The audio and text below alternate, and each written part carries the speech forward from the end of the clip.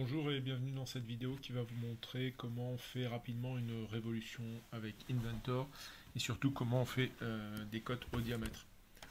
Donc on va commencer une nouvelle pièce. Dans cette vidéo je vais vous montrer sur une pièce que vous n'avez pas à faire, hein, c'est pour vous montrer les principes. Donc là j'ai créé une nouvelle pièce en millimètres, le temps qu'on lance les modules, ça va s'afficher. Donc, première chose, on va prendre comme d'habitude le origine, on va sélectionner soit avec la touche Shift, soit avec la touche CTRL les trois plans. On va cliquer droit et on va les rendre visibles. Ensuite, avec la touche CTRL et le bouton du milieu, je peux faire pivoter et regarder ce qui se passe. Voilà. Donc, ce que je vais faire, c'est que je vais faire une révolution. Je peux soit commencer par une esquisse et après appliquer une révolution, soit dire directement une révolution. Si je dis une révolution, il passe naturellement sur esquisse, et là, dès que je passe le bouton, en tout cas la souris, sur la face active, eh bien, il me demande de sélectionner un plan. Je prends ce plan-là. Voilà.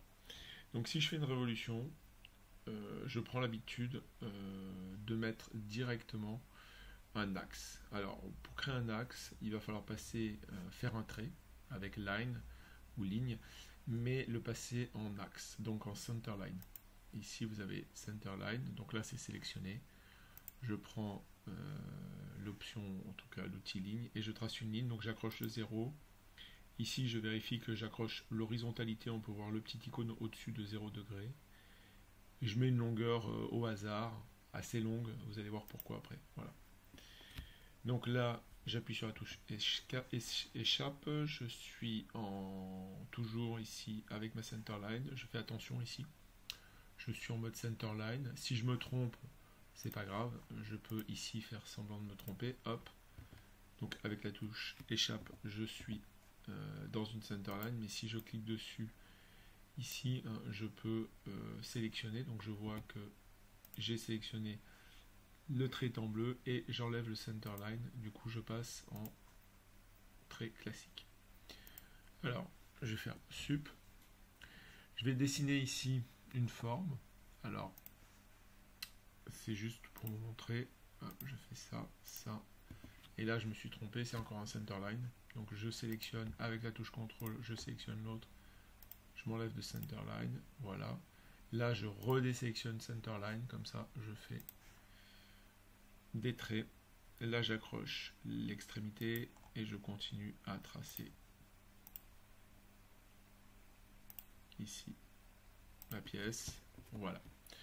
Alors ici je peux tourner un petit peu, là j'ai pas de ligne ici, donc je n'ai pas fermé mon esquisse. On va voir ce que ça fait après.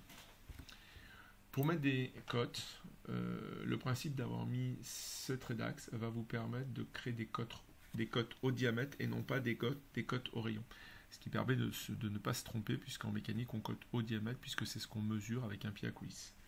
Donc si je clique sur ce trait là, alors là il me propose est-ce que tu veux la longueur du segment, et si je reclique sur la ligne de centre, vous voyez que là il me propose le diamètre. Donc du coup ça me permet de ne pas faire de calcul et d'avoir directement le diamètre. Donc là par exemple si je mets 25,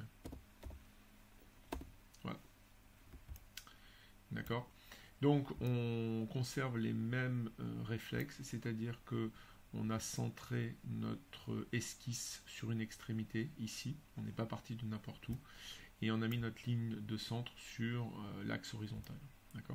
Donc le fait de ne pas avoir fermé l'esquisse ici va avoir une conséquence que vous risquez de rencontrer si vous ne fermez pas vos esquisses.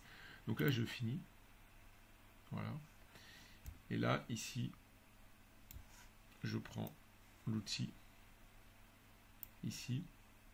Donc on est sur les révolutions, alors on a un peu les mêmes types d'outils, hein. Donc on sélectionne des profils à faire tourner. L'axe est déjà là, on peut en sélectionner un autre. Je peux vous montrer ici, si je désélectionne l'axe et que je prends par exemple cet axe là, il fait tourner suivant l'autre axe. Alors évidemment, mes cotes n'ont plus rien à voir, hein, ce n'est pas du tout le truc à faire. Donc voilà. Après, je peux choisir l'angle, hein, je peux faire, alors je resélectionne l'axe, voilà. Et là, je peux faire, par exemple, 270 degrés, voilà.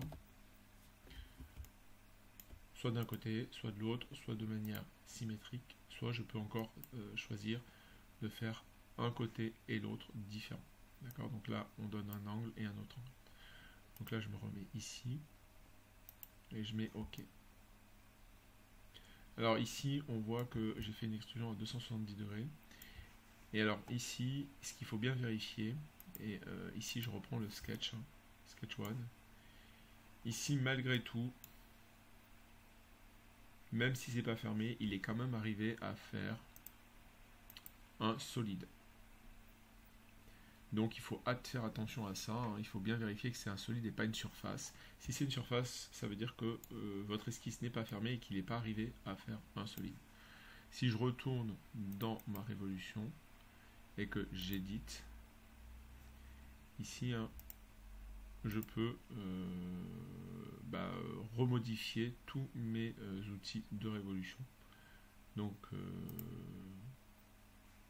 ça c'est quelque chose à savoir. Et si je veux faire une surface, je mets ici l'option surface, OK. Et là, vous voyez qu'il a fait un solide et une surface, ce qu'il faut éviter. Donc j'ai un solide, une surface ici. Donc ça, il faut être vigilant, hein. Dès que vous ne fermez pas une esquisse, vous risquez de créer une surface. Et si vous faites une surface, eh bien, il faut la supprimer. Parce qu'on n'a pas encore fait les choses sur les surfaces. Donc là, je fais un delete. Là, je retourne dans mon outil de révolution. Et ici, vous voyez que surface n'est pas sélectionnée. OK.